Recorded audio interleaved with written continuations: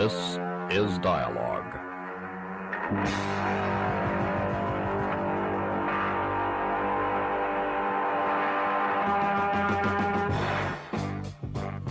Dialogue, a presentation of the Public Affairs and Special Events Department of KLRB News.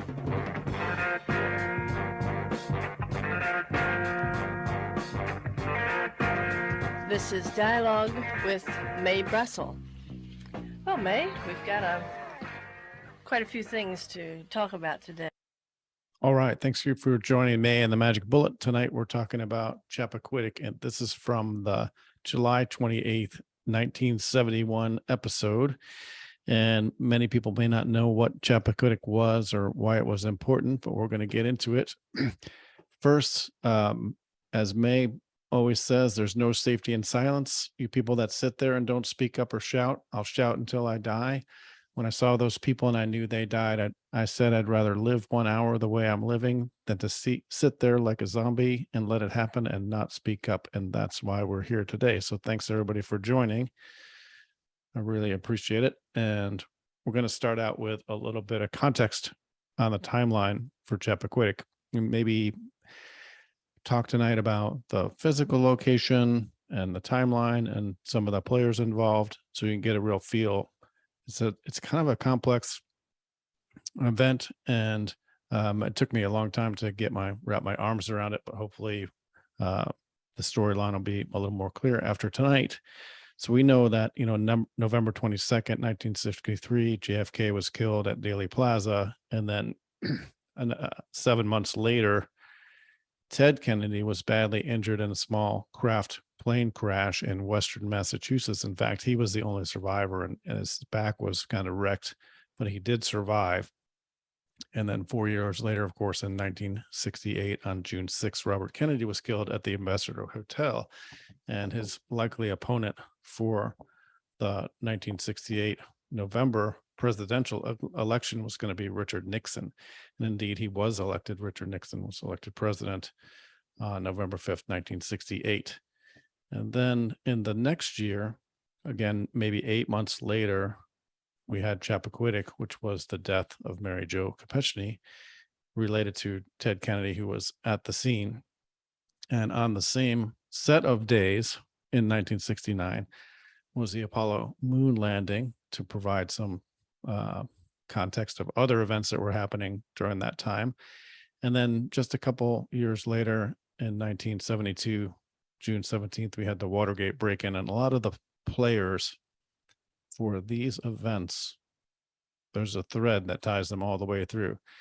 And it could be Mr. Coincidence Causer here, Mr. E. Howard Hunt.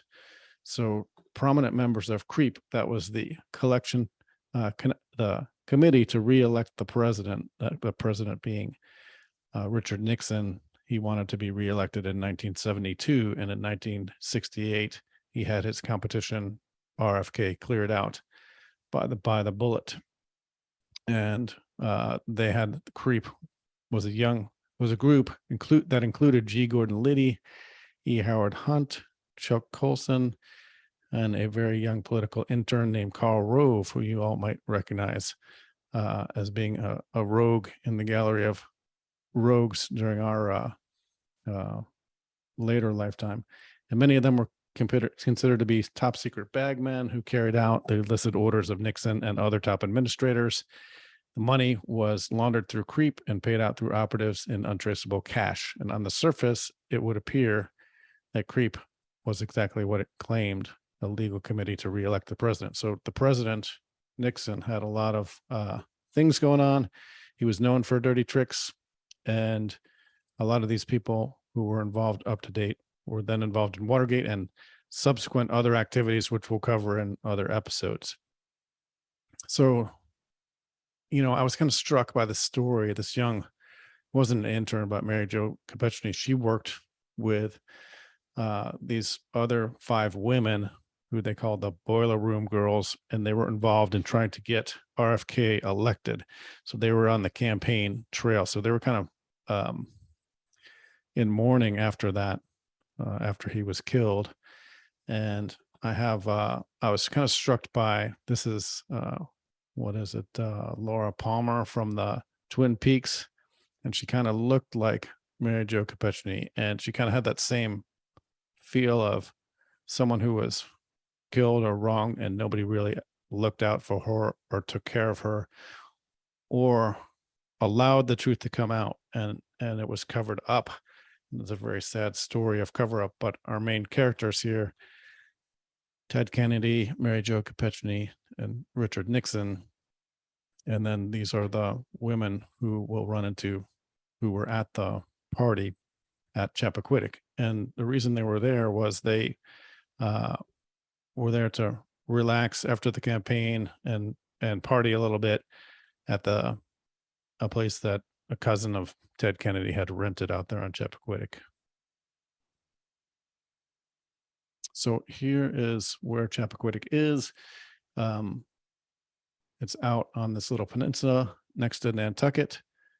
I guess you could probably go across the little inlet here and get out to Obama's ranch or his seaside mansion, if that is, the sea doesn't rise and overcome it before you get there.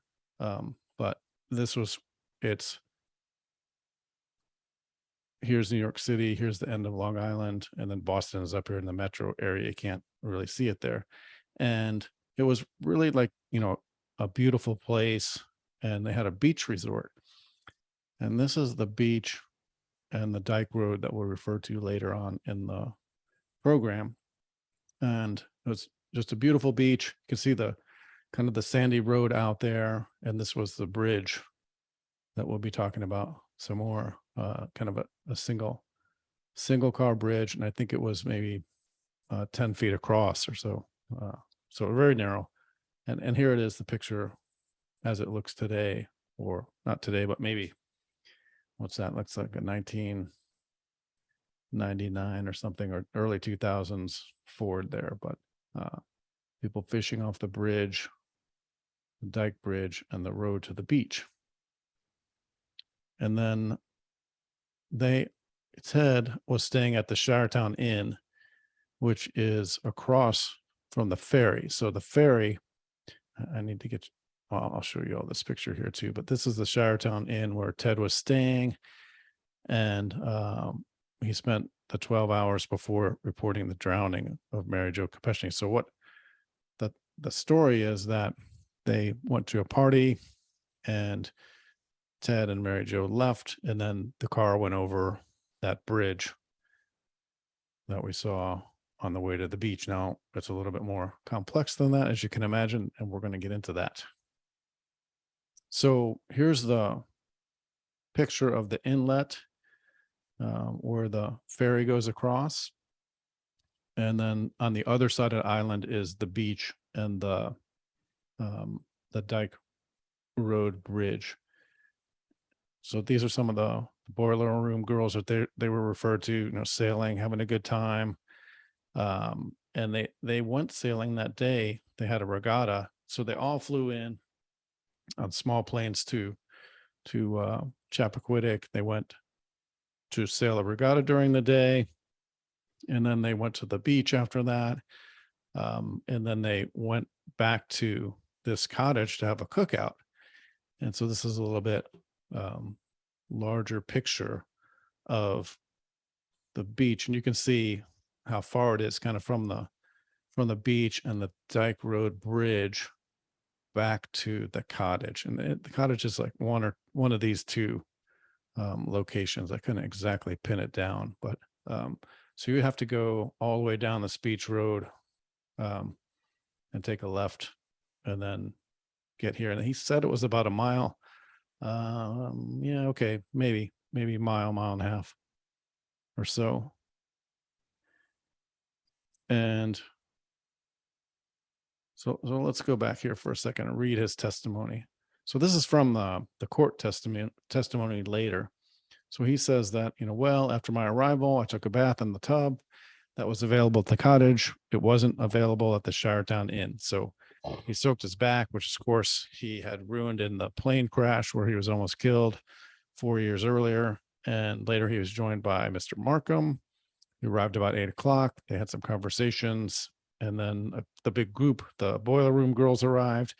And Mr. Crimmins started to, got them a drink, and he had a nice rum and Coke, and they had dinner about 8:30. They started going, feeling relaxed at home, enjoyed some hors d'oeuvres, had some drinks, and the steaks were cooked on an outdoor burner by Mr. Gargan, which I think is Kennedy's cousin, at about 9:45, he said.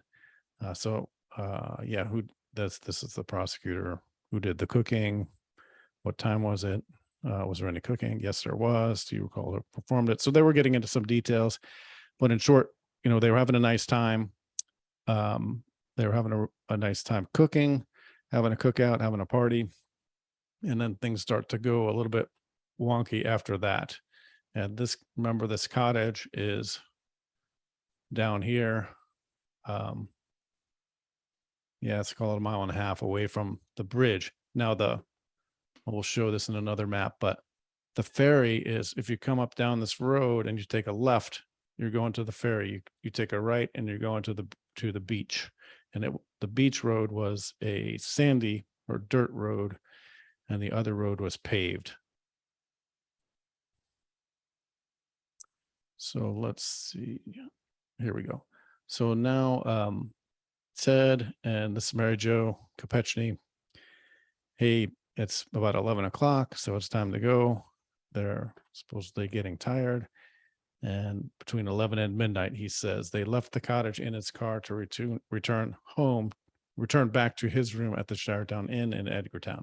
And she just asked for a ride. So I was talking with Miss Kopechne, perhaps for some minutes before that period, noticed the time, desired to leave and return to Shiredown Inn, and indicated to her that I was leaving and returning to town, and she indicated to me she was desirous of leaving. If I would be kind enough to drop her back at the hotel, I said, well, I'm leaving immediately. Spoke with Mr. Crimmins, requested the keys for the car, and left at the time. So Crimmins was his driver, and Crimmins usually drove him wherever he went. So this was a little bit different. And it turns out after the fact that Mary Jo's purse and some personal effects were still at the cottage the next day, which was a little strange. And there's more strangeness that occurs in the story as we go along. So then here's additional testimony. So after leaving the cottage, after the party, leaving the cottage and going back with Mary Jo to the hotel, which remember was across the ferry, not out to the beach. He said he traveled down the Dyke Road and drove off the bridge at the Dyke Bridge. And at any time did you drive into the cemetery road? No, at no time did I drive into the cemetery road. Did you back the car up? No. Didn't back the car up. Did you see anybody else on the road? No, I didn't see anybody else on the road. Did you stop at any time? No, I didn't stop. And did you pass any other vehicles? No, I didn't pass any other vehicles. So there was no witness, no evidence, nothing. So why was he making a right turn onto a dirt road instead of a left turn onto the paved road to go down to the ferry to go back to the hotel in Edgartown? And this is the kind of the official story that came out of the Washington Post. And it says, yes, between 11 and midnight, he left the cottage in his car to return to his room. Miss Kopechne, who was staying at another hotel at Edgartown, rode with him. And as he approached the road leading to the ferry that connects Chappaquiddick Island with Martha's Vineyard, he made a wrong turn. He drove about a half mile. He came to the small bridge that spans the inlet, and the bridge is only 10.5 feet wide. No railings, and is used primarily by fishermen traveling in jeeps and beach buggies. Car went off the bridge, and according to Kennedy's statement to the police, turned over and sank into the water and landed with the roof resting on the bottom. I attempted to open the door and the window of the car, but had no recollection of how I got out of the car, he reported. I came to the surface and then repeatedly dove down to the car in an attempt to see if the passenger was still in the car.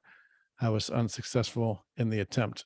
I was exhausted and in a state of shock. So here he's making excuses. He's kind of distancing himself from Mary Jo. He's saying the passenger, it is a strange set of circumstances. So what happens? What do you think might happen after he goes over the bridge, flips the car, gets out, dives down 5 or 6 times to try to save Mary Jo. What do you think might happen after that? Well, there was this house. Let me see if I'm going the right direction. Yeah, the Dyke House, which was about 100 yards from the bridge. And here's the tire marks and the gouges in the side of the bridge. And you can see that, unlike the modern picture of the bridge, which had the guardrails on the bridge, there were no guardrails at the time. It was just a very low lip on the side of the bridge. So the story says that, hey, after abandoning his efforts to rescue Miss Kopechne, the senator said he walked to the cottage where he had spent the evening. His friend said, we're having dinner, and he got in the back seat of a parked car at the cottage. And later, one of his friends drove him back to Edgartown, where Kennedy recalled walking around for a period of time and then going back to my hotel room. So this is the early official story, which leaves out a heck of a lot of the details. So they're saying he went back to the cottage. So he walked, remember, all the way back here, 1.5 miles to the cottage, and he got in the back of a car. And what the heck, they just drove him back to this hotel. And this is the Dyke House that was down the street from the bridge. And he says, yeah, at 8:20 in the morning, we got a call from Miss Malum, who she owns the Dyke House. She lived there about 100 yards from the accident scene, and she reported an overturned car and the water submerged except for the wheels. So what was Ted doing between midnight and 8:20 a.m. when this was reported? Well, we'll go on in the story, but another piece of the puzzle after the party, Christopher Huck Look, he was deputy sheriff working as a police officer at the Edgartown Regatta and dance that night. So he was out there on the island, and at 12:30 a.m. he left the dance and crossed over to Chappaquiddick to the yacht club's launch, got into his parked car and drove home. And he testified that between 12:30 and 12:45 a.m., he saw a dark car containing a man driving and a woman in the front seat approaching the intersection with the Dyke Road. The car had gone first onto the private cemetery road and stopped there. Thinking that the occupants of the car might be lost, he had gotten out of his car and walked towards it. When he was 25 to 30 feet away, the car started backing up towards him and then sped off.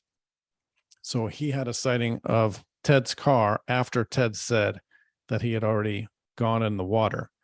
And so that's one discrepancy to the story. This was the sheriff. So Ted says, hey, I'm walking back to the cottage, 15 minutes or less. And he actually filled in some of the story that he said that then he rallied his buddies and they dove on the car for 45 minutes with no luck. And, then he gets the idea that, hey, what the heck, I'll just swim back to the hotel. That, everything will be fine. I'll just swim back to the hotel. So other questions were asked about Kennedy's decision to swim back to the hotel. So let's talk about this a little bit. And this is a great diagram. So the timeline says that he left from the cottage with Mary Jo on the ferry to go to the ferry at about 11:15 or 11:45 or 11:50. This says, okay, so here's the Potters that we saw on the map. And then instead of taking a left at the intersection, he took a wrong turn and he went down the beach road, down the dirt road to the beach. And then the car went off the bridge here. And then he dove on the car 5 or 6 times. He was confused. He was in shock. But he decided that he would run back to the party cottage past the house that was on the left. So he didn't need to, there was no need to stop and call the authorities and try to get help. And then they said that he returned to the scene of the accident. And then when they got tired and it looked hopeless, 2 of the guys drove him back to the ferry, and he decided it'd be a good idea to swim back to the hotel across the channel because the ferry was not running, and that he returned to the hotel and collapsed at about 2 a.m. And meanwhile, the sheriff says he saw a car down at this intersection at 12:45 a.m. and they don't want to be seen. They sped away from him. And so this channel that he swam here at, 12 o'clock, 1 o'clock in the morning, was about 150 meters. It had strong currents. Only the strongest of swimmers would have been able to make the journey safely. And nobody saw him arrive back at the Showertown Inn in wet clothes. And Ross Richards, who had a conversation with Kennedy the following morning at the hotel, described him as casual and at ease. So that's something to note. Just keep that in mind, that he at the hotel was casual and at ease, even though he had gone off the bridge the night before, and Mary Jo Kopechne was submerged in the car. He had walked back to the cottage. They had dove on the car for 45 minutes. Buddies gave him a ride back to the ferry, and he swam the channel and walked back to the hotel in his wet clothes. And he passed out at 2 o'clock in the morning in his hotel. So this says, he heads back to the hotel for some shut eye. What the heck? What are you going to do after you drive off the bridge? You just head back to the hotel and get some rest. You figure it out the next day. So he's saying, do you know what time you arrived at the Showertown Inn? This is testimony in his inquiry. About sometime before 2 a.m. Can you tell us now how great a distance you swam when you just left the ferry slip? I left just adjacent to the ferry slip here. I would just say on the north side of it, and I was swept down for a number of yards and then across. I don't think I can estimate the terms of the yardage. So when you arrived at the Showertown Inn, did you talk to anyone at that time? Well, I went to my room. I was shaking with chill. I took off all my clothes, collapsed on the bed. And at this time, I was very conscious of a throbbing headache and pains in my neck and strain on my back. But I was even more conscious of the tragedy and loss of a very devoted friend. Now, did you change your clothing? Well, I'm unable to detect the amount of lapse of time, and I could hear noise that was taking place. It seemed around me, on top of me, almost in the room. And after a period of time, I wasn't sure whether it was morning or afternoon or nighttime. And I wanted to find out, and I put on some dry clothes that were there, a pants and shirt, and I opened the door and saw, I believed to be a tourist or someone standing under the light off the balcony, and I asked what time it was, and he mentioned to me, I think 2:30, and went back into the room. And then apparently he just kind of went back to bed at that time. So he's kind of hemming and hawing. He didn't really answer the question. It's kind of strange testimony if you read it, but that's available. I put a link in here too. So he didn't inform the police of the accident while he was at the hotel that morning. And he looked kind of calm, the witness said. Instead, he joined Gargan and Markham on the ferry back to Chappaquiddick Island. So the guys came back over to the hotel. They picked him up. And there, the ferry operator reported Kennedy was jovial. And it was only when he reached the island that he phoned the authorities about the accident that had taken place the previous night. But they already knew about it because the woman who owned the house at the dike had called Muriel, I think it is. And so Dr. Robert Watt, the Kennedy family doctor, explained his patient's strange behavior by claiming that he was in a state of shock and confusion and a possible concussion. But I think it might, if you start thinking that, well, maybe he was not aware of Mary Jo's death until he was informed later that morning, then all of this behavior would make a little bit more sense. So here's pictures from the scene. Again, the car, the windshield was smashed, but he really didn't have any wounds on his face. They towed the car out, and he pled guilty to leaving the scene, and his chances in the 72 elections were pretty much done. And the sheriff or the police chief says, I'll never understand why he left Mary Jo in the car for 10 hours before he reported the accident. And here's a Google Earth picture now. And then it's probably worth it to hear his statement. It's like 3 or 4 minutes long. Let's see if we can get this to play.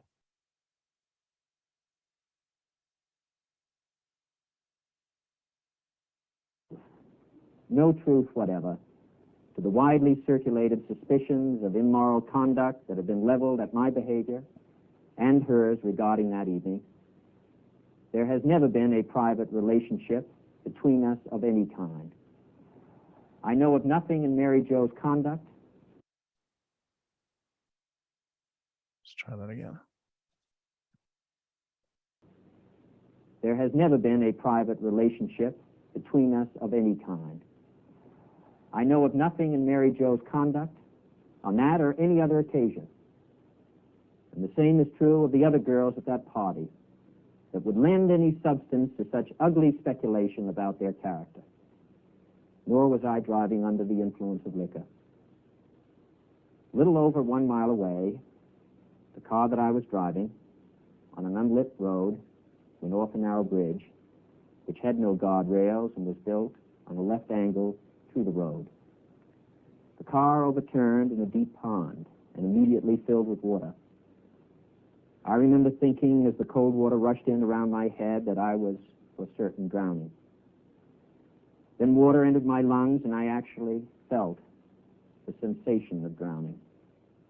But somehow I struggled to the surface alive. I made immediate and repeated efforts to save Mary Jo by diving into the strong and murky current, but succeeded only in increasing my state of utter exhaustion and alarm. My conduct and conversations during the next several hours, to the extent that I can remember them, make no sense to me at all. Although my doctors inform me that I suffered a cerebral concussion as well as shock, I do not seek to escape responsibility for my actions by placing the blame either on the physical and emotional trauma brought on by the accident or on anyone else. I regard as indefensible the fact that I did not report the accident to the police immediately. Instead of looking directly for a telephone after lying exhausted in the grass for an undetermined time, I walked back to the cottage where the party was being held and requested the help of 2 friends, my cousin Joseph Gargan and Paul Markham, and directed them to return immediately to the scene with me. This was sometime after midnight, in order to undertake a new effort to dive down and locate Miss Kopechne. Their strenuous efforts, undertaken at some risk to their own lives, also proved futile. All kinds of scrambled thoughts, all of them confused, some of them irrational, many of them which I cannot recall, and some of which I would not have seriously entertained under normal circumstances, went through my mind during this period. They were reflected in the various inexplicable, inconsistent, and inconclusive things I said and did, including such questions as whether the girl might still be alive somewhere out of that immediate area, whether some awful curse did actually hang over all the Kennedys, whether there was some justifiable reason for me to doubt what had happened and to delay my report, whether somehow the awful weight of this incredible incident might in some way pass from my shoulders. I was overcome, I'm frank to say, by a jumble of emotions: grief, fear, doubt, exhaustion, panic, confusion, and shock. Instructing Gargan and Markham not to alarm Mary Jo's friends that night, I had them take me to the ferry crossing. The ferry having shut down for the night, I suddenly jumped into the water and impulsively swam across, nearly drowning once again in the effort, and returned to my hotel about 2 a.m. and collapsed in my room. Okay, so you kind of get the idea, basically a word salad of deflecting and, scrambled thoughts, and he was overcome by emotions, and water entered my lungs, distancing himself from the situation. I'd love to see the body language people take that interview apart, but you kind of get the idea. And I think that's a really good summary of what he claims the story was. All right. So this is from Esquire magazine, and this is where things start to go a little bit off the rails. So this is John Farrar. He was the diver who was sent out in the morning. I think they dove the authorities, the Edgartown Search and Rescue Squad, called to bring in Mary Jo Kopechne's body out of the car. It was submerged in Pucha Pond. After bringing up the dead girl's body by hand and looking into her face that morning, Farrar became obsessed with the idea that the girl had been trapped alive for hours inside the car, and that if Kennedy hadn't waited so long to call for help, he could have brought her to the surface alive. And he said, as far as I'm concerned, nothing that the man has said has fit. It's a pack of lies, misfitting lies, lies of time and tide, shall we say. There was a lack of interest in her life, a complete abandonment of her that caused her death. Saying that she didn't drown. That's the point. She died of suffocation in her own air void. Gene Fry, the undertaker, had said to me that to others when he feels she did not drown but died of suffocation in her own air void. He's done 24 embalmings on drowned victims, and in every case, they've been filled with water, every body cavity filled with gallons of water, full of water from their assholes through their appetites, as Gene Fry puts it. But Fry found about a half a teacup in her, and that's all. She suffocated to death, but it took at least 3 or 4 hours to die. I could have had her out of that car in 25 minutes after I got the call, but he didn't call. So obviously, this guy's emotionally attached to that episode, but they did say that there was an air pocket in there and that she could have stayed alive for some period of time. And I don't know. This is just an alternate story. And this is Kennedy coming from the funeral and answering some questions.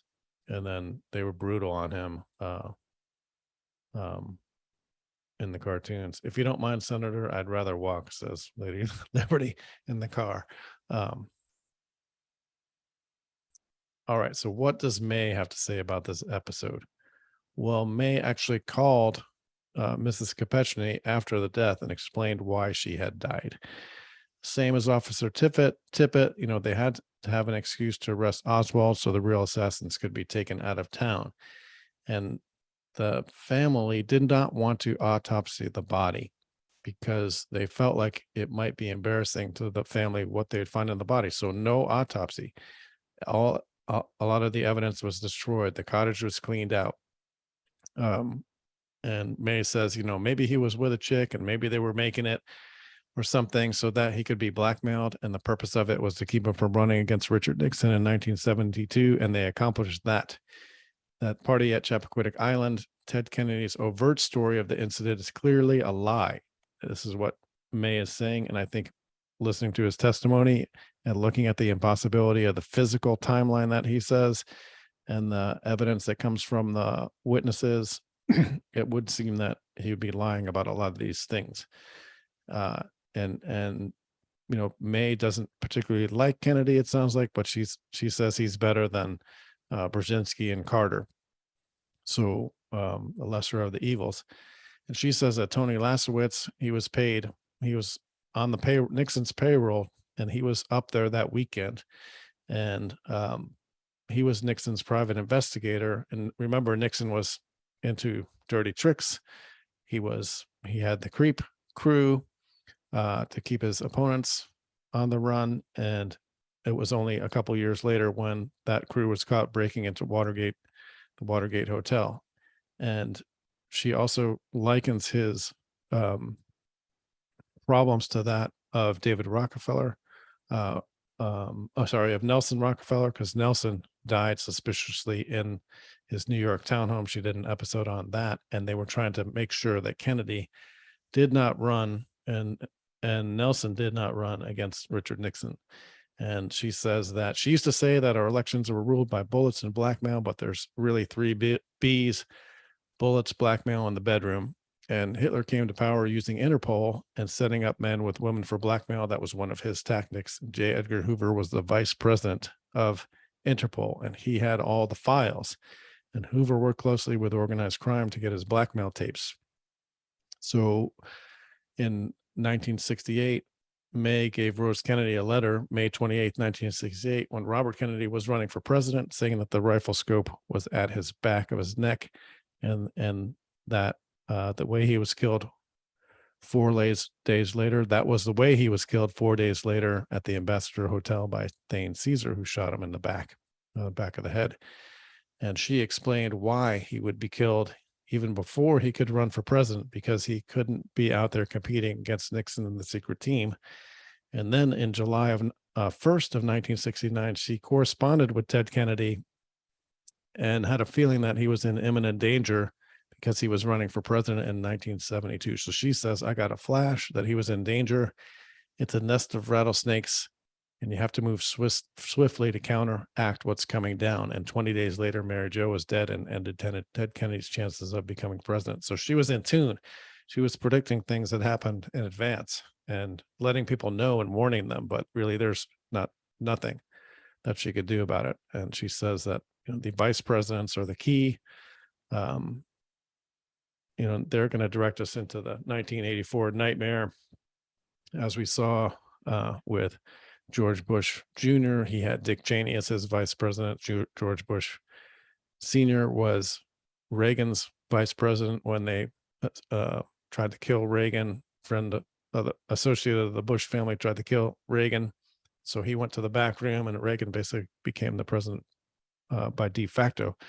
So that statement makes a lot of sense to me, that the vice presidents were heavily involved.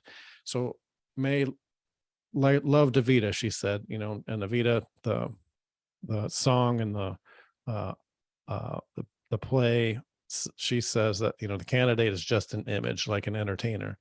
And Evita is all they have, like a diamond in their gray life. And the last time they loved someone was John Kennedy, and Nixon turned out to be the crook that everybody thought he would be.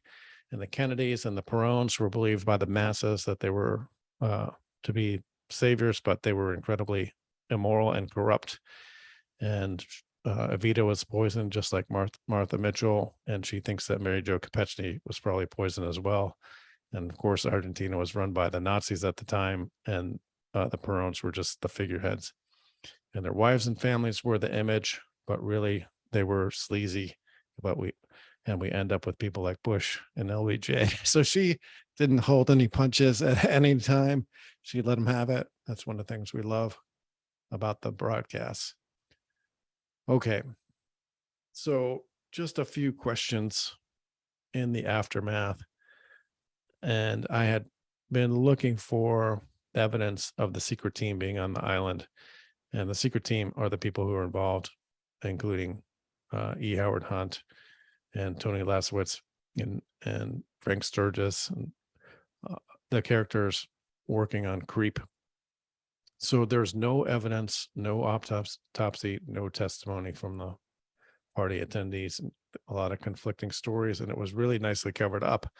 And that's kind of why I go back to that tragedy of fiction versus reality, and that Twin Peaks Laura Palmer, who killed her, stuck in my mind, because I think that, we don't know who killed Mary Jo Kopechne. Like, I have some ideas, but we just don't know. It's kind of sad, but here are some clues.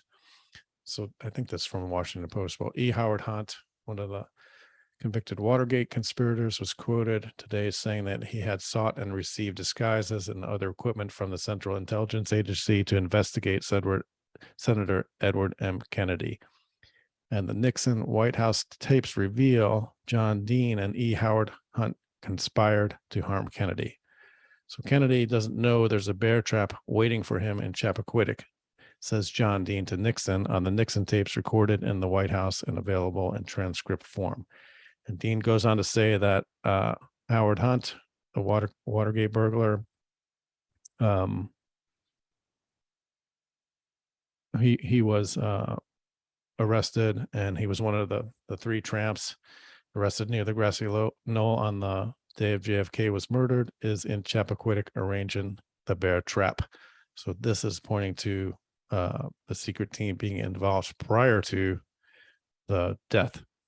And this is more from E. Howard Hunt. Nixon feared running for president against Ted Kennedy, whose two brothers had already been murdered by the moneyed powers who installed Nixon.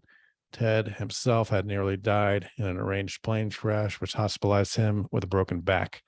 Mary Jo Kopechne, who died in the car Kennedy drove when its brakes failed and went into the water, was unbeknownst to Kennedy and a woman in the front seat asleep in the back seat. So that's another one of the stories, is that Mary Jo was just asleep in the back seat and Kennedy had left with another woman. And that doesn't make too much sense to me, but the fact that the sheriff saw a man and a woman later in the evening at that same location in a car, when, remember, this is like, there's no street lights, like it's a beach island, it's pretty much deserted, so there's not a whole heck of a lot of activity. So who was that in the car at 12:45, an hour after Kennedy said that he had left and gone over the bridge? So some have trapped bears and pits dug out and covered over. Whether Dean and Hunt and the others by bear trap meant they deliberately weakened the slats on the wood bridge or timed the brakes to give out at the bridge, or other, it was they who caused Mary Jo Kopechne's death. Well, I think that it would take a lot more to weaken the slats or make the brakes go out, because the car wasn't supposed to be there. The car was supposed to be going back to Edgerton, to the ferry, and the car wasn't there at the right time. The witness said it was there at 12:30. And how would Kennedy have time from 12:30 to jog back to the cabin, get his buddies, go dive on the car for 45 minutes, catch a ride back to the ferry, swim across the channel, hike up to the hotel, see the guy under the window at 2:30 in the morning? None of it makes any sense. So this next article, Colson Confession on Chappaquiddick, says the White House financed a trip to New England by Whataburger E. Howard Hunt to investigate Senator Edward Kennedy's role in the Chappaquiddick tragedy, according to Charles Colson, who ordered the mission. So Chuck Colson, he's founder of Focus on the Family. I think he was convicted of Watergate issues. And Colson told under oath how Hunt came to him in July of 1971 with a tip that policemen identified only as Dermott had confidential information on the case. And because Kennedy was a potential presidential contender, the White House was eager to learn more about the 1969 drowning of Mary Jo Kopechne during the drive with Kennedy. So a lot going on there, and some questions on what's E. Howard Hunt doing on the island before the accident, or not so accident. So here's another article where Richard Milhouse Nixon also had an operative there that day, but the president may not have known about it at the time. Okay. Nixon had established Operation Sandwedge to keep track of Kennedy and other enemies. And Tony Ulasewicz, a skilled investigator in Nixon's employ, admits to being there the moment after the accident, or the morning after the accident, and he was sent there to dig up dirt on Kennedy. However, he was seen there that morning before the news of the accident was public. Okay, then. And this other article, this goes into some detail about Tony Ulasewicz involvement. And here's E. Howard Hunt with 3 tramps. So I think there's a strong probability and possibility that the secret team was involved in this event. And just go back to the timeline and the map.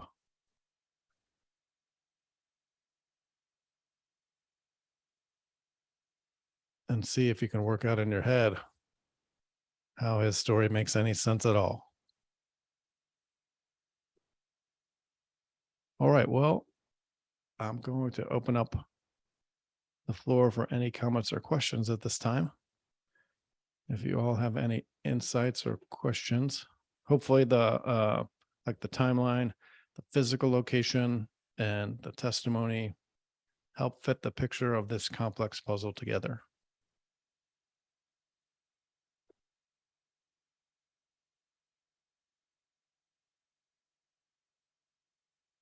Amos, I know you got some questions.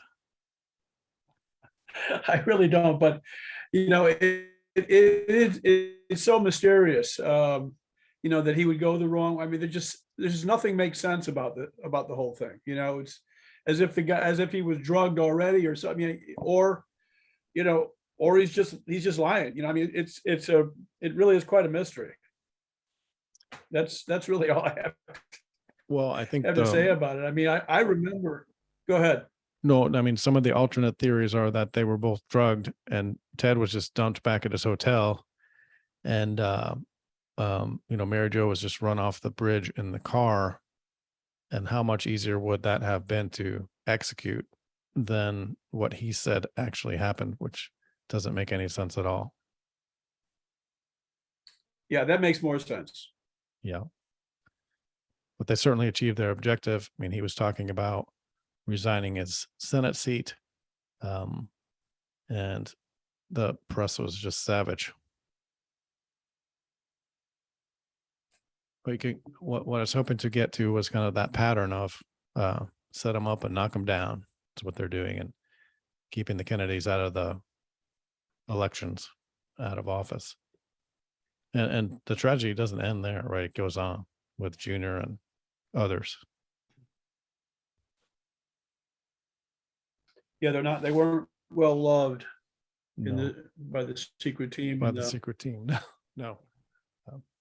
Well, it's interesting, Tim, like if he was drugged, he sure has come up with a pretty intricate story for, like it's almost like they would have had to provide the story to him and,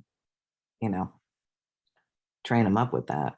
Yeah, that makes sense. So they, had some time to craft the story, and if he didn't know what was going on, and it really looked like he was reading, like there was no truth or emotion in his eyes. I really would love to see the body language analysis. People pick that video apart. Yeah. Right. Go ahead, Darby. Sorry.